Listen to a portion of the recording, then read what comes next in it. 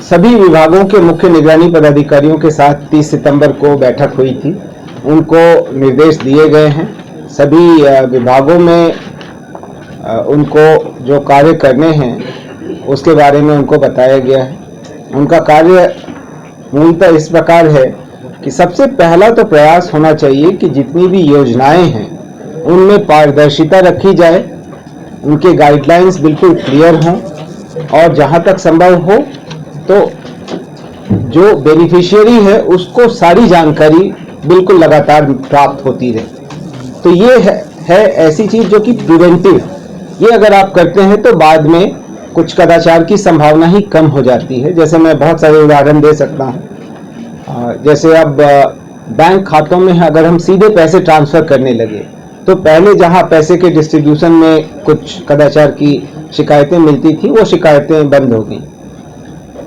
System creation बहुत मदद करता है। मैं एक और उदाहरण इसमें देना चाहूंगा। आप सब अवगत हैं, Right to Public Services Act Bihar सरकार ने लागू किया और उसके बाद से कम मैं ये कह सकता हूं कि मैं 1 साल से ज्यादा से निगरानी विभाग में हूं, पर कोई प्रमाण पत्र समय पर निर्गत नहीं हो रहा है। जाति प्रमाण पत्र, आय प्रमाण पत्र, इसको लेकर मेरे पास शिकायत नहीं आ रही। इसका मतलब है कि अब लोग जानते हैं कि सिस्टम ऐसा बन गया है कि वो अप्लाई करेंगे, मैक्सिमम 21 दिन के अंदर अंदर उनको सेवाएं मिल जाएंगी। तो ये जो विभागों के मुख्य निगरानी पदाधिकारी हैं उनको भी बताया गया है, विभागों से भी ये अनुरोध किया गया है और विभाग इस दिशा में काम कर रहे हैं कि प्रक्रियात्मक परिवर्तन आ जाए, सिस्टेमिक चेंजेस आ जाए ताकि ये बेहतर से बेहतर हो सके। दूसरा है कि जितनी योजनाएं चल रही हैं उनकी सैंपल के तौर पर जांच होती रहनी चाहिए और वो जांच इस उद्देश्य से होनी चाहिए कि उन पर्टिकुलर योजनाओं में जो खामियां हैं उसको हम दूर करें, उसमें अगर कोई कार्रवाई की आवश्यकता है तो कार्रवाई करें और साथ ही साथ में हम ये समझें कि आखिर ऐसा हो क्यों रहा है और हम क्या परिवर्तन कर सकते हैं जिससे कि अन्य योजनाओं में भी ये त्रुटियां ना आए। तो ये दूसरा प्रयास है जो हमें करना है। और तीसरा, जहां पर भी जितनी शिकायतें मिलती हैं या परिवाद मिलते हैं तो उनकी जांच करानी है, ये मुख्य काम है। एक और महत्वपूर्ण काम है मुख्य निगरानी पदाधिकारियों का, विभिन्न मामलों में जहां पर निगरानी अन्वेषण ब्यूरो या विशेष निगरानी इकाई द्वारा कांड दर्ज किए जाते हैं उनमें लोक सेवकों के विरुद्ध केस चलाने से पहले प्रोसिक्यूशन सैंक्शन लेना पड़ता है, अभियोजन स्वीकृति लेनी पड़ती है। तो अभियोजन स्वीकृति जिस भी विभाग से संबंधित है वो विभाग देता है। तो अभियोजन स्वीकृति प्राप्त होने के बाद ही कोर्ट उसमें आगे प्रोसीड करता है। तो ऐसे मामलों में भी मुख्य निगरानी पदाधिकारी हमारे बिहार पे फॉलो अप करते हैं और काफी इसमें तेजी से निष्पादन हुआ है और कमी आई है। एक नई पहल में हम लोगों ने एक एनआईसी की मदद से एक पोर्टल बनाया है। पहला तो हमने प्रयास किया कि जितने परिवार पहले से आए हुए हैं उनका जल्दी से जल्दी निष्पादन किया जाए, उसमें तत्परता से कार्रवाई कराई जाए। एक हमने एनआईसी के माध्यम से पोर्टल बनाया है, सारे परिवार उसमें अपलोड किए जा रहे हैं और भविष्य में उसी पोर्टल के माध्यम से हम इसको विभाग को भी भेजेंगे और जिलों को भी भेजेंगे। तब ये एकदम सुनिश्चित हो पाएगा कि कोई भी परिवार मिस नहीं होगा। एक बार इस पोर्टल पर आ गया तो उसमें कार्रवाई होनी है। कार्रवाई होने के बाद हमने ये भी व्यवस्था बनाई है कि जैसे ही कार्रवाई होती है तो जिसने परिवाद दिया है उनको भी की गई कार्रवाई की सूचना दी जाती है। निगरानी अन्वेषण ब्यूरो ने इस साल 13 प्राथमिकी दर्ज की है। अगर एक 20 से लेकर के अभी तक का देखें तो कुछ 43 डीए केसेस का उन्होंने अभी तक कांड दर्ज किया है, जिसमें 46 करोड़ 68 लाख रुपए सन्निहित है और इन 43 में से 42 मामलों में घोषणा पत्र निर्गत किया जा चुका है, यानी इस संपत्ति के अधिहरण के लिए न्यायालय में कार्रवाई चल रही है। जीरो टॉलरेंस की नीति है और साथ ही साथ यह भी सुनिश्चित करना है कि जितने भी लोक निर्माण के कार्य हो रहे हैं उनमें अच्छी गुणवत्ता हो और पैसे का सही उपयोग हो।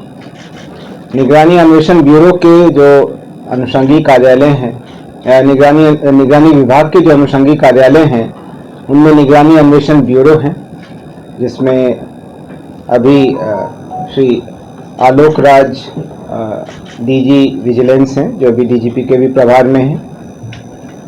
वहाँ से एस प्रेमलता जी आईजी यहाँ प्रेस कॉन्फ्रेंस में उपस्थित हैं।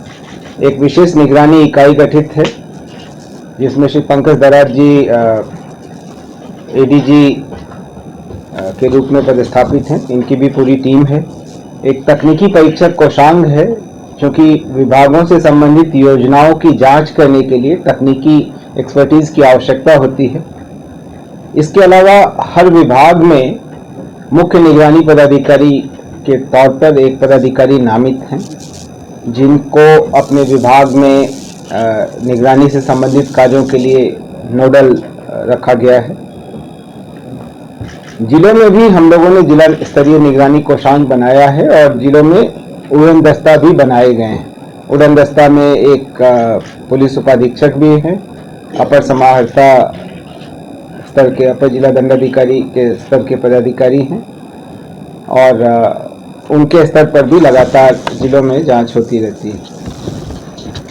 3 विशेष निगरानी न्यायालय भ्रष्टाचार निवारण अधिनियम 1988 के तहत गठित हैं, जो पटना, मुजफ्फरपुर और भागलपुर में कार्यरत हैं। इनमें सरकार की तरफ से विशेष लोक अभियोजक भी हैं। ये सूचना अलग से हम लोग आपको दे रहे हैं, तो आपको उसमें जानकारी रहेगी। इसके अलावा बिहार सरकार ने बिहार विशेष न्यायालय अधिनियम 2009 बनाया। उसके अंतर्गत 6 न्यायालय हैं, 2 पटना, 2 मुजफ्फरपुर और 2 भागलपुर में, और इनमें भी विशेष लोक अभियोजक कार्यरत हैं। इस वर्ष की बात करें तो 25 घोषणा पत्र निर्गत किए गए हैं 25 वार्डों में, जिसमें विभिन्न लोक सेवकों के 23,57,77,000 रुपए की संपत्ति के अधिहरण के लिए घोषणा निर्गत की गई। 18 में भारत सरकार ने कुछ संशोधन किए थे। उसके अलावा उसके आलोक में बिहार विशेष न्यायालय अधिनियम में संशोधन हुआ, और फिर अभी सितंबर में हम लोगों ने नियमावली में भी संशोधन किया। इस संशोधन में बेसिकली पहले का जो प्रपत्र था, जिस प्रपत्र में पहले अधिघोषणा निर्गत होती थी, उसमें कुछ परिवर्तन किए गए, प्लस चूंकि मूल एक्ट में धाराओं की संख्या में परिवर्तन हो गया था, तो वो परिवर्तन किया नहीं आया है कि फर्जी प्रमाण पत्र के आधार पर नियुक्ति की कार्रवाई करने की बात की गई है। जीविका में भी ऐसा सीधे कोई ऐसे मामले तो नहीं आए, लेकिन ये जरूर होता है कि कभी भी जब भी नियुक्ति होती है तो प्रमाण पत्रों की बाद में जांच कराई जाती है। कभी कभी उनमें कुछ में आपने जैसे बताया, कभी कभी उसमें जानकारी मिलती है कि या तो प्रमाण पत्र, खास करके या तो शैक्षणिक, लेकिन शैक्षणिक में कम ही ऐसा होता है। मोस्टली एक्सपीरियंस का जो प्रमाण पत्र है, उसमें कभी कभी जो है वो सही नहीं पाया जाता है। तो जहां पर भी ऐसा होता है, वहां संबंधित कर्मी के विरुद्ध कार्रवाई की जाती है, हटाया जाता है। इवन जीविका में, अब आपने मुझसे पूछ लिया, तो जब मैं था तो उस समय भी ऐसे कुछ मामले आए थे और हम लोगों ने कार्रवाई करके उनको हटाया था, तुरंत हटाया था। एसपीएम एचआर जो अभी हटाए गए हैं वहाँ से, आनंद शंकर, उन्होंने कई मामले इस तरह के उठाए थे, अभी भी वो लगातार उठा रहे हैं। अच्छा, तो मैं अभी वहाँ नहीं हूँ, इसलिए मुझे जानकारी में नहीं। सर, अरविंद सर से जानना चाहेंगे सर कि क्या निगरानी विभाग ऐसी कोई पहल कर रहा है ताकि भ्रष्टाचार के मामले में स्पीडी ट्रायल कराया जा सके, क्योंकि आपके कोर्ट भी अलग है, लेकिन ये गति बहुत धीमी है। अभियोजन मिलने में आपको काफी परेशानी होती है। कितने अभियोजन अभी तक नहीं मिले हैं सब विभागों? अभियोजन स्वीकृति के बहुत कम मामले लंबित हैं। 2 ही उनका है विवरण,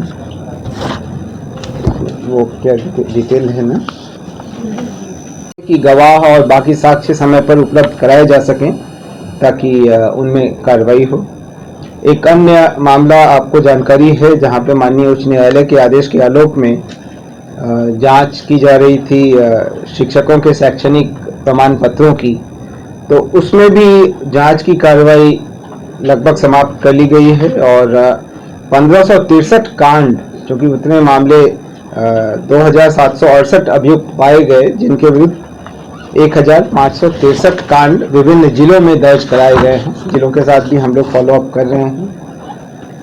विशेष निगरानी इकाई का गठन अलग से किया गया। इसको काफी हद तक सीबीआई की तर्ज पर ढालने का प्रयास किया गया है और ये काफी प्रोफेशनली अपना कार्य कर भी रहा है।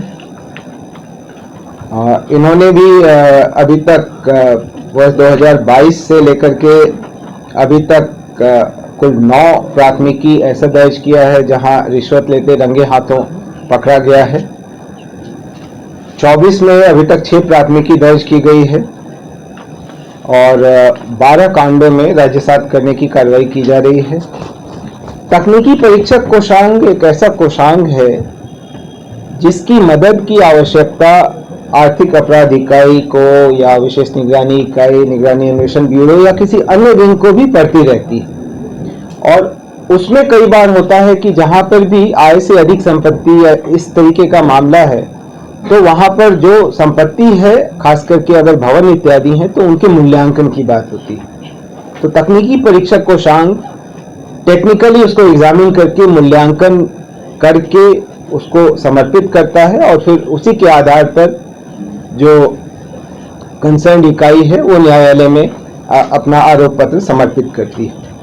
तो इस साल अभी तक 38 मामलों में भवन मूल्यांकन प्रतिवेदन समर्पित किए गए और मैं बताना चाहूँगा कि ऐसे भी मामले हैं जिसमें कुछ में रांची जाकर, कुछ में देवघर या अन्य राज्यों में भी जाकर के हमको वहाँ जाकर के हमारी टीम को वहाँ की प्रॉपर्टीज को भी इवैल्यूएट करना पड़ा, क्योंकि एक ही जो वादी हैं उनके अभियुक्त हैं, उनके कई सारी प्रॉपर्टीज हैं जो कुछ बिहार में भी हैं, कुछ बाहर भी। तो ये इनके द्वारा लगातार किया जा रहा है सर। तमसोमा ज्योतिर्गमय गुरुकुल शिक्षा मंदिर संस्थान के साथ बनाए अपना भविष्य। रेगुलर और प्रोफेशनल कोर्सेज, सेकेंडरी और senior secondary courses, law, teachers training courses, pharmacy and nursing के साथ पैरामेडिकल में डायरेक्ट एडमिशन पाए। वेबसाइट विजिट करें या दिए गए नंबर पर कॉल करें। हमारा पता है गुरुकुल शिक्षा मंदिर संस्थान, कल्याण चौक, DS कॉलेज रोड, कटिहार। हमारा वीडियो अगर आपको अच्छा लगा हो तो आप हमारे वीडियो को लाइक करें, शेयर करें और हमारे चैनल को सब्सक्राइब जरूर करें।